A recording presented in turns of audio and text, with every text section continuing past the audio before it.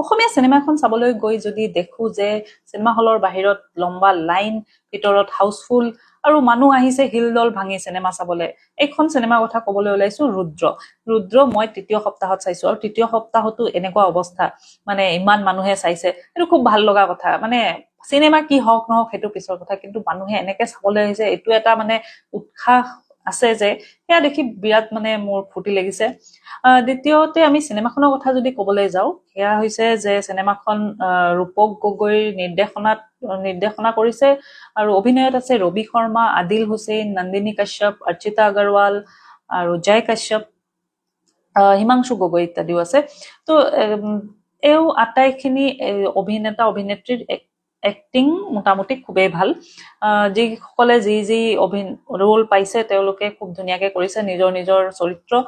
কিন্তু যেতিয়া আমি কাহিনীৰ কথা কবলৈ যাওঁ, কাহিনীটো যেতিয়া তেওঁলোকে দেখুৱাইছে ইফালে সিফালে এনেকে ফ্লেশ্ববেক ইটো সিটো কৰি পেলাই দেখাই আছে, কাহিনীটো দেখাওতে মানে মানুহৰ ডট কানেক্ট কৰোতে হয়তো মোৰে অকমান খেলি মেলি লাগিছে, আৰু হয়তো তেওঁলোকে কিবা মিষ্ট্ৰি ছাছপেন্স ৰাখিবলৈও এনেকুৱা কৰিব পাৰে, কৰিলেও কিন্তু বস্তুটো স্মুথ হোৱা নাই। দ্বিতীয়তে কাহিনীৰ থিমটোৰ কথা কবলৈ গলেও এইটো খুব দেখা শুনা ধৰণৰ থিম। আমি 90s 80sত ডাঙৰ হোৱা মানুহে এনেকুৱা চিনেমা বহুত দেখিছো, মানে এনেকুৱা ধৰণৰ থিম এটা।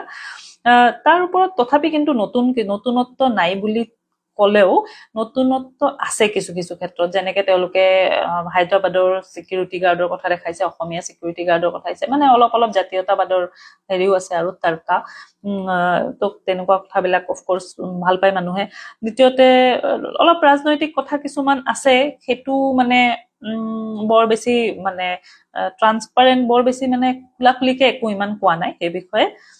দ্বিতীয়তে প্ৰেম কাহিনীৰ কথা কবলৈ গলে, প্ৰেম কাহিনীটো দুটা প্ৰেম কাহিনী থকা বুলি ক'ব পাৰো, দুয়োটাতে কিন্তু মানে ৰুদ্ৰৰে দুটা প্ৰেম কাহিনী বুলি ক'ব পাৰি।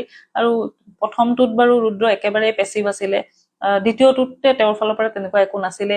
মই বুজি পোৱা নাই মানে প্ৰেম কাহিনীটোত মানে অকল নাৰী গৰাকীৰহে মানে হেৰি আছে আৰু মানে পাৰ্ট আছে আৰু তেনেকুৱা ধৰণৰ কথা। তৃতীয়তে কিছুমান বস্তু বহুত জমনি আছিলে, যেনেকে মানে ভনীয়েক আৰু মানে হেৰি বন্ধুজনৰ ভনীয়েকে ৰুদ্ৰক দেখি পেলাই মানে পিছফালৰ পৰা চকু ককায়েক বুলি ভাবি পেলাই চকুত ধৰেগে।